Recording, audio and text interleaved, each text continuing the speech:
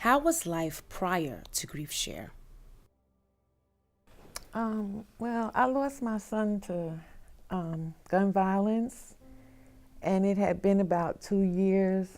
And then the trial started for his murderers, and that just brought up a whole new wave of emotions in me. And I felt depressed, but I had to go. I felt like I needed to be at the trial. I was a mess. Very emotional, hurt. I didn't know whether I wanted to go, be part of it or not, but I knew I needed to speak with someone. Busy, very, very busy.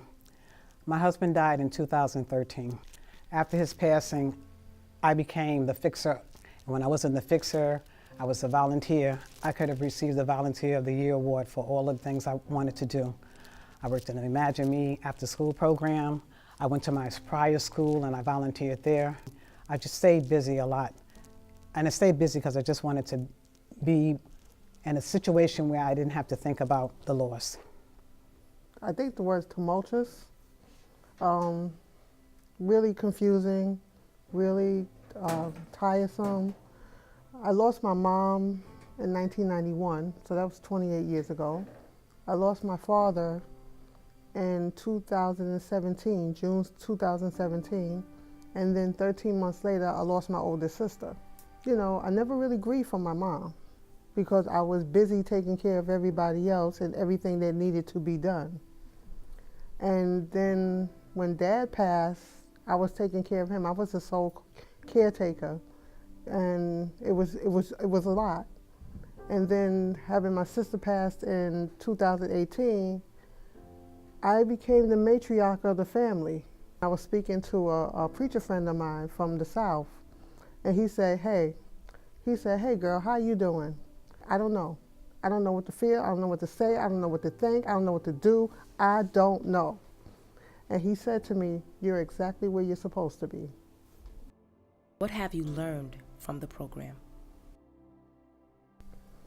I'm learning to take care of me and put me first. I've learned those things, those waves, those emotions. There's a name to it. Each one of them has a name. So now you know what to deal, what to do, how to deal. Well, one of the things that I think I really got from the program was that they say grief comes in waves. So you're not always sad. You're not always unhappy. Sometimes you're actually joyful. And you learn to just stay where your feet are while the wave passes. Let it pass. How has the program changed your life? It's changed my life because I think I'm a little calmer. I know how to say no now. I'm no longer the fixer. Even though I do love doing the volunteering, but I'm no longer the fixer. I just do what I want to do.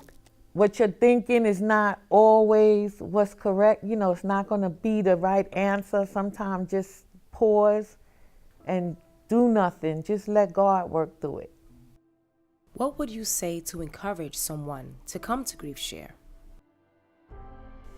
I'm saying that this is such a gift that if you don't open up the box, you'll never know. Come, it's worth it. If you experience half the pain that I was feeling with the amount of loss that I've had in addition to my husband, there have been so many other losses in my family, then you would need to come just to try to see if that can help you in some way, to comfort you in some way. It's been a comfort. I don't know anyone who's come into this session of 13 weeks and walked away and said it was pointless, it didn't make a difference. So come, just come.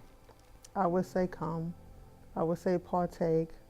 Some people may not feel may not be for them, but you may just hear one little thing, just one thing, that would just help you through your process. Because, there's something in there for everybody, and it just depends on whether or not you want to receive it. GriefShare resumes April 5th for 13 weeks, 10:30 a.m. to 12:30 p.m. Learn more by stopping by the pastor's executive office and at www.griefshare.org.